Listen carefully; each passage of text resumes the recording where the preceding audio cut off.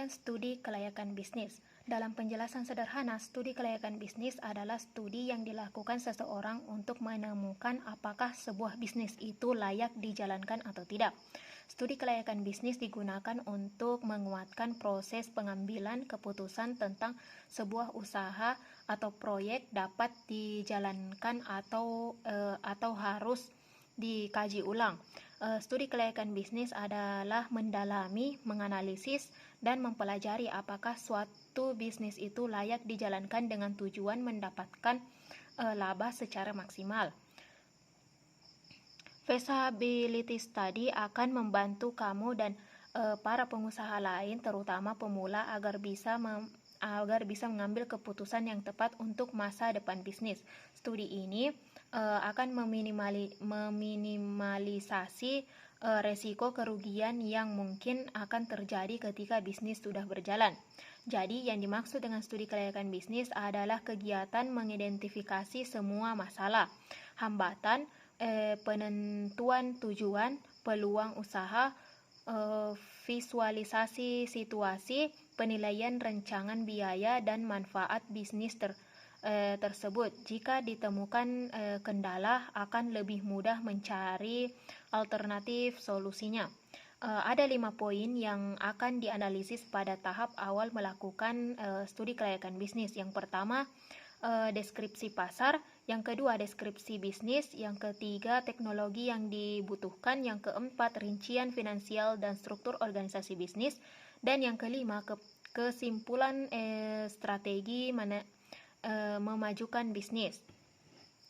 Pengertian pentingnya studi kelayakan bisnis. Menurut Gofton tahun 1997 dan Baker Dick et al. Tahun 2000 diperkirakan hanya ada 1 dari 50 ide bisnis yang layak dikomersilkan. Oleh karena itu, sangat banyak manfaat studi kelayakan bisnis dan menjadi salah satu cara efektif untuk menghindari kerugian yang besar. Jika dari hasil studi ternyata bisnis dipandang layak untuk dijalankan, langkah selanjutnya adalah meneruskan rencana bisnis sepenuhnya. Langkah selanjutnya adalah meneruskan rencana bisnis sepenuhnya. Penelitian dan informasi yang ditemukan selama melakukan studi kelayakan akan mendukung dan mengarahkan tahapan bisnismu. Contohnya, analisis pasar yang baik diperlukan untuk menentukan kelayakan konsep bisnis. Aspek studi kelayakan bisnis. Aspek-aspek yang dibuat berlaku fleksibel dan bisa disesuaikan dengan kebutuhan bisnismu. Untuk aspek yang akan maju jabarkan di sini adalah aspek dasar yang baiknya diteliti ketika studi kelayakan bisnis dilakukan. Yang pertama itu aspek manajemen. Aspek manajemen adalah aspek dasar yang tidak mungkin ditinggalkan karena terkait dengan operasional perusahaan berupa pembangunan dan pengembangan bisnis. Cakupannya adalah yang terluas dari aspek lainnya. Yang kedua, aspek keuangan.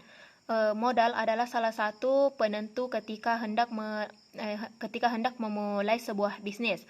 Proses perencanaan penganggaran harus dilakukan sejak awal jika kamu hendak melakukan perencanaan bisnis. Dalam aspek keuangan, kita membutuhkan beberapa hal di antaranya, yaitu estimasi nilai proyek, proyeksi cash flow atau profitabilitas.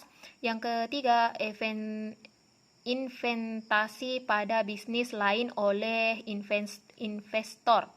Yang keempat, kelangsungan finansial proyek berisi informasi aset, potensi proyek, tingkat konversi likuiditas tunai, dan syarat pembayaran kembali. Yang selanjutnya, aspek hukum atau legalitas. Salah satu yang dianalisis ketika melakukan studi kelayakan bisnis adalah legalitas bisnis di mata hukum. Tujuannya adalah meneliti keakuratan, kebenaran, keaslian dan kesempurnaan dokumen yang kamu punya. Ketentuan hukum yang harus terbukti kebenarannya yang dilengkapi biasanya adalah yang pertama, izin lokasi, nomor pokok wajib pajak, surat tanda daftar perusahaan, surat izin usaha perdagangan, akta pendirian perusahaan dari notaris, surat izin tempat usaha dari pemerintah daerah setempat, surat tanda rekaman dari pemerintah daerah setempat. Selanjutnya, aspek ekonomi dan budaya. Aspek ekonomi, sosial, dan budaya termasuk yang paling penting dianalisis terkait dampak pada lingkungan sekitar tempat usaha kamu berada. Dari sisi ekonomi, analisis yang dilakukan adalah bagaimana perusahaan memberi dampak pada tingkat pendapatan per kapita di wilayah tempat perusahaan berdiri dan melakukan operasional. Dari sudut pandang budaya, studi kelayakan bisnis akan menganalisis bagaimana perusahaan memengaruhi adat istiadat di wilayah sekitarnya. Dampak yang harus diperhatikan agar perusahaan dianggap layak berada di sebuah wilayah antara lain tersedia sarana dan fasilitas umum, tidak berpengaruh buruk terhadap adat masyarakat setempat, terbukanya kesempatan kerja bagi masyarakat, meningkatnya kompetensi dalam pemenuhan kebutuhan masyarakat. Selanjutnya, aspek pasar dan pemasaran.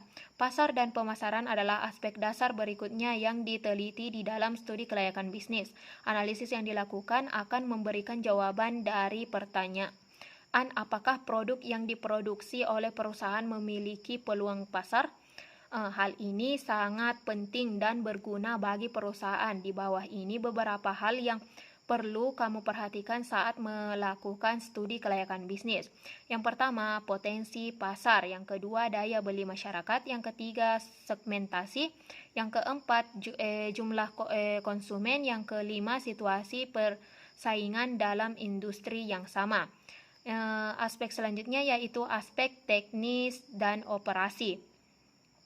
Hal terakhir ini penting diperhatikan dan dipertimbangkan jika posisi kamu adalah investor pada sebuah bisnis yang akan berjalan atau berkembang.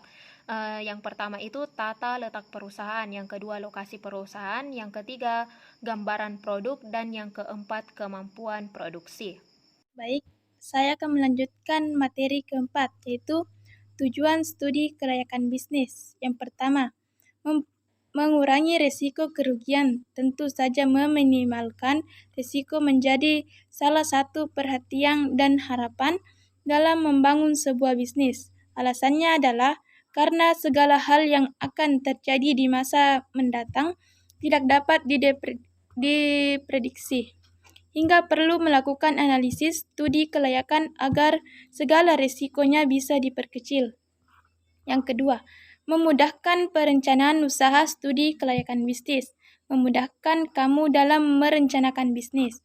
Perencanaan yang dimaksud adalah lokasi, cara pelaksanaan, jumlah modal, waktu pelaksanaannya, besarnya keuntungan, serta bagaimana melakukan pengawasan bila terjadi penyimpangan. Yang ketiga, memudahkan pengawasan dengan pelaksanaan sesuai rencana yang telah disusun berdasarkan studi kelayakan bisnis.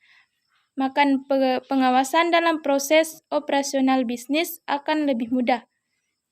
Pengawasan dilakukan agar bisnis berjalan tepat pada jalurnya dan sesuai dengan semua rencana awal.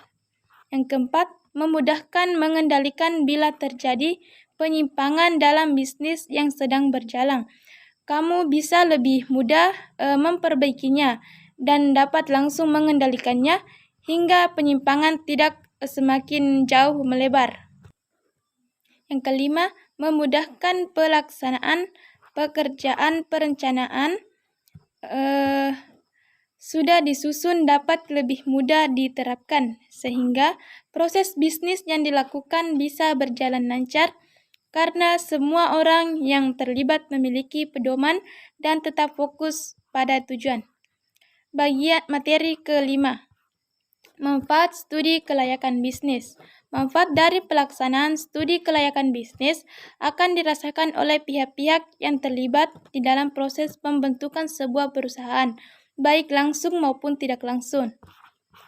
Yang pertama, pihak manajemen perusahaan jajaran manajemen perusahaan dapat mengetahui kapasitas dan kemampuan produksi, perkiraan biaya yang dibutuhkan di dalam bisnis tersebut, dan segala hal terkait sumber pendanaan di dalam bisnis tersebut. Yang kedua, pihak investor. Studi kelayakan bisnis sangat membantu investor dalam menganalisis perusahaan yang melibatkannya. Hal ini terkait kepentingan para investor terhadap keuntungan dan jaminan modal yang sudah disuntik ke perusahaan tersebut. Yang ketiga, pihak pemerintah dan masyarakat perusahaan wajib memperhatikan kebijakan yang sudah ditetapkan pemerintah agar mereka bisa beroperasi dengan baik. Baik masyarakat, kehadiran bisnis yang tepat dan sesuai akan membantu mereka merasa terbantu dan kesejahteraan pun diharapkan ikut meningkat. Contoh-contoh studi kelayakan bisnis. Yang pertama, studi kelayakan bisnis minuman kekinian. Yang kedua, studi kelayakan bisnis properti. Dan yang ketiga, studi kelayakan bisnis pakaian. Langkah-langkah melakukan studi kelayakan bisnis. Yang pertama, menemukan ide. Yang kedua, penelitian terhadap ide bisnis. Yang ketiga, evaluasi. Keempat, penentuan. 5, perencana pelaksanaan, dan 6, pelaksanaan.